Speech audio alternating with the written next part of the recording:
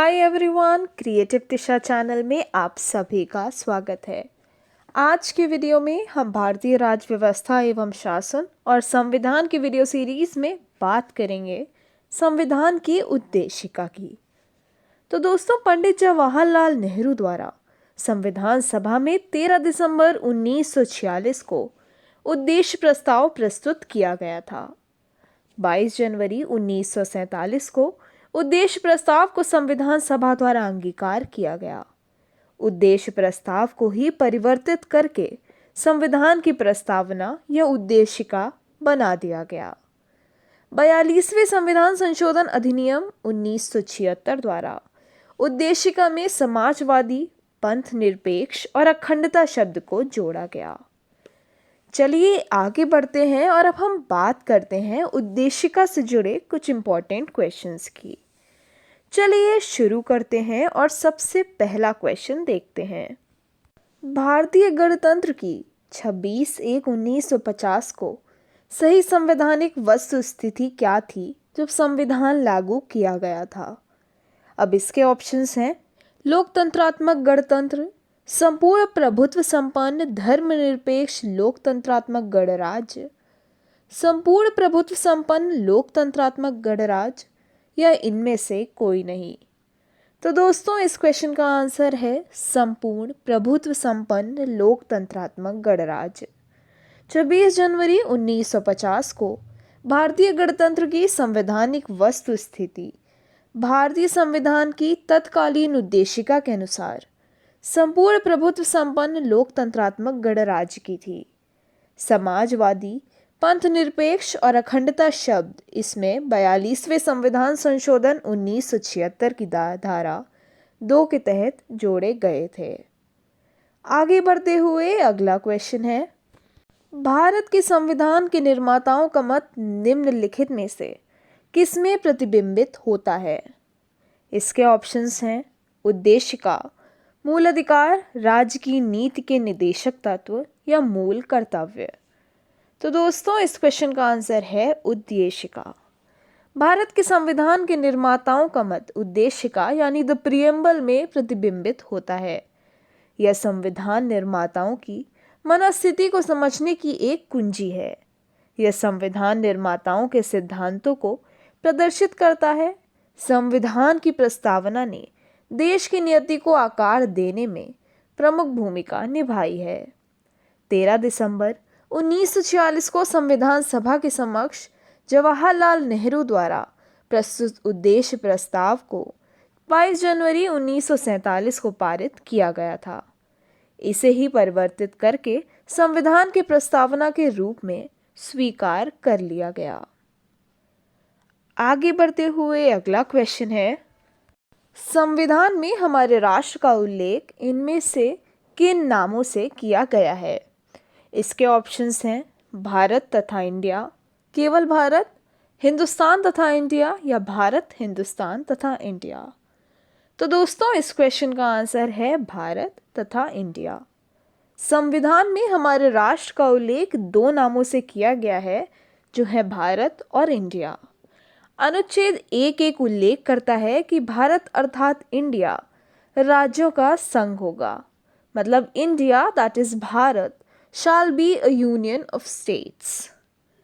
चलिए आगे बढ़ते हैं और आज का अगला क्वेश्चन देखते हैं। भारत के संविधान की प्रस्तावना में कितने प्रकार का न्याय, स्वतंत्रता, समानता एवं भ्रातृत्व का उसी क्रम में उल्लेख किया गया है?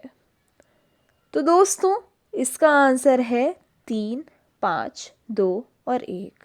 यानी भारत के संविधान की प्रस्तावना में 3 प्रकार का न्याय, 5 प्रकार की स्वतंत्रता, 2 प्रकार की समानता एवं 1 प्रकार के भ्रातृत्व का उल्लेख किया गया है।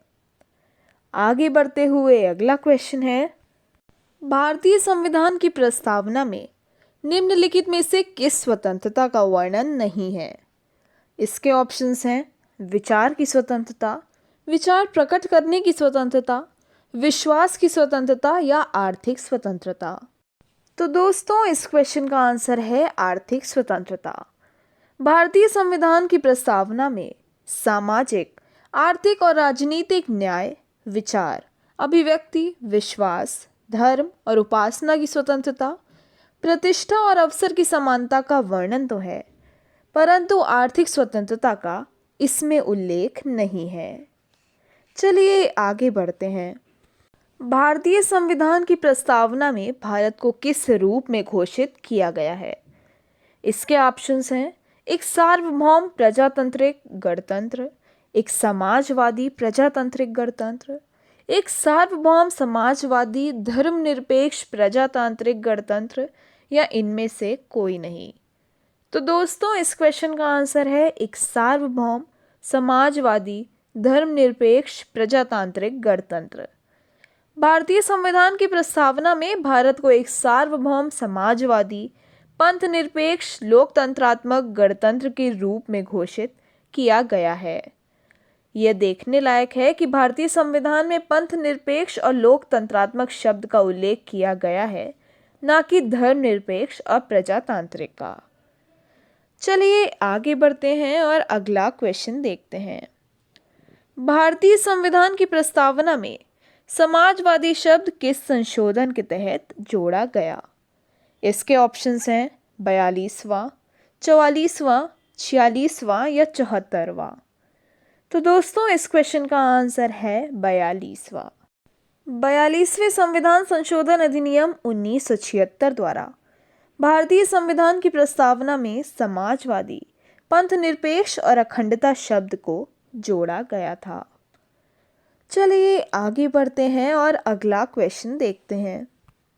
निम्नलिखित में से कौन भारत को धर्मनिरपेक्ष राज्य वर्णित करता है?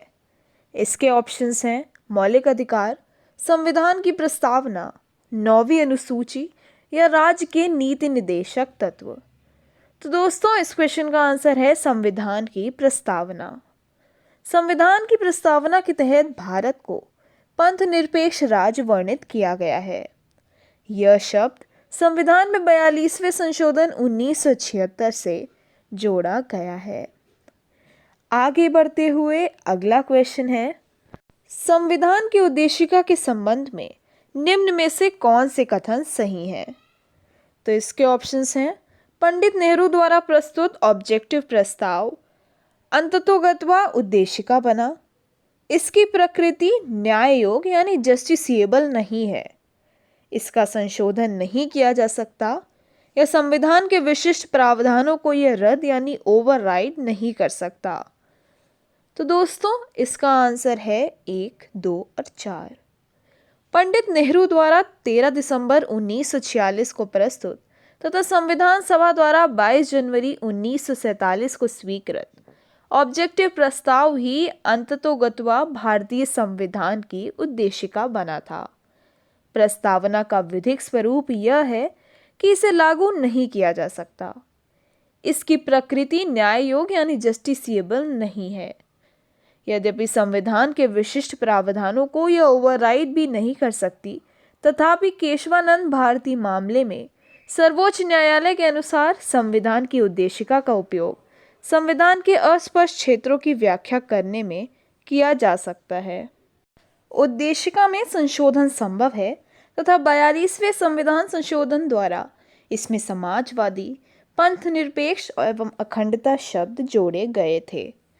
उद्देशिका संविधान के स्पष्ट प्रावधानों को रद्द नहीं कर सकती है, इसका उपयोग भ्रम को दूर करने में किया जाता है। उद्देशिका का उपयोग इस निष्कर्ष के समर्थन में किया जाता है कि संविधान के मूल ढांचे में कोई परिवर्तन नहीं किया गया है। चलिए आगे बढ़ते हैं। संविधान की प्रस्तावना का विधिक स्वरूप क्या है?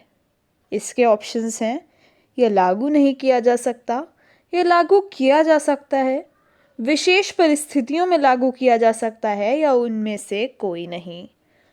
तो दोस्तों इसका आंसर है यह लागू नहीं किया जा सकता, यानी संविधान की प्रस्तावना का विधिक स्वरूप यह है कि इसको लागू नहीं कर सकते हैं।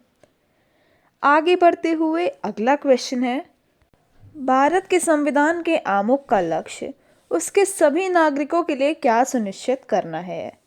इसके ऑप्शंस हैं सामाजिक तथा आर्थिक न्याय, विचार तथा अभिव्यक्ति की स्वतंत्रता, अवसर की समानता या व्यक्ति की प्रतिष्ठा। तो दोस्तों इस क्वेश्चन का आंसर है ये सभी चार।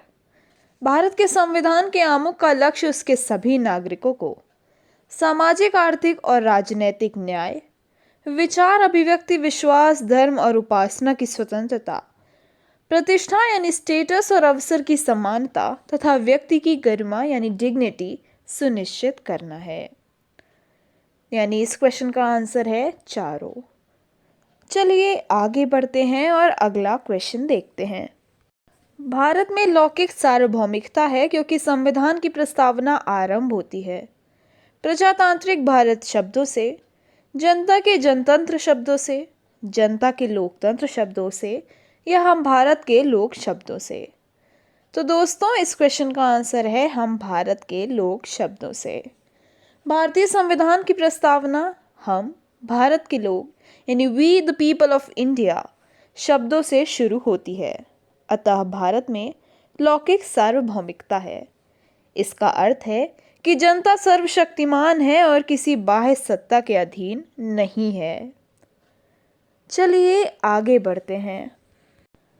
सभी व्यक्ति पूर्णतः और समान रूप से मानव हैं। यह सिद्धांत किसके लिए जाना जाता है? सार्वभौमिकता, समष्टिवाद, समाजवाद या अंतःक्रियावाद। तो दोस्तों इस क्वेश्चन का आंसर है सार्वभौमिकता। सभी व्यक्ति पूर्णतः और समान रूप से मानव हैं। यह सिद्धांत सार्वभौमिकतावाद के नाम से जाना जाता है। इस सिद्धांत के अनुसार सभी व्यक्तियों को उनके मानव अधिकार समान रूप से बिना किसी विभेद के उपलब्ध होने चाहिए। आगे बढ़ते हुए अगला क्वेश्चन है, भारत के संदर्भ में निम्न में से कौन धर्मनिरपेक्ष शब्द का सही भाव व्यक्त करता है? इसके ऑप्शंस हैं, भारत में अनेक धर्म हैं, भारतीयों को धार्मिक स्वतंत्रता प्राप्त है, धर्मानुपालन व्यक्ति की इच्छा पर निर्भर है या भारत में राज्य का कोई धर्म नहीं है। तो दोस्तों इसका सही आंसर है भारत में राज्य का कोई धर्म नहीं है। भारत के पंथ निरपेक्ष और धर्मनिरपेक्ष राज्य होने का सही भाव यह है कि भारत में राज्य का कोई धर्म नहीं है, मतलब सभी धर्मों को राज्य द्वारा समान प्रश्रय अपेक्षित है। चलिए आगे बढ़ते हैं और आज का आखिरी क्वेश्चन देखते हैं। निम्नलिखित में से कौन सा शब्द भारत के संविधान की उद्देशिका में नहीं है? इसके ऑप्शंस हैं, समाजवादी, पंथ निरपेक्ष, प्रभुता संपन्न या लोक कल्याण। तो दोस्तों इस क्वेश्चन का आंसर है लोक कल्याण। भारतीय संविधान की उद्देशिका या प्रस्तावना में लोक कल्याण शब्द का उल्लेख नहीं है। प्रस्तावना में प्रभुत्व संपन्न, समाजवादी, पंथ निरपेक्ष, लोकतंत्रात्मक गणराज्य शब्द हैं। यानी इस क्वेश्चन का सही आंसर है लोक कल्याण। तो दोस्तों आज के इस वीडियो में हमने बात करी उद्देशिका से जुड़े कुछ इम्पॉर्टेंट क्वेश्चंस की। कल इसी को आगे बढ़ाते हुए हम इसी टॉपिक पे कुछ और क्वेश्चंस को देखेंगे और उसके बाद हम बात करेंगे शासन प्रणाली की। तो आज के वीडियो में बस इतना ही। मिलते हैं अपने नेक्स्ट वीडियो में कुछ और जानकारी के साथ। धन्यवाद।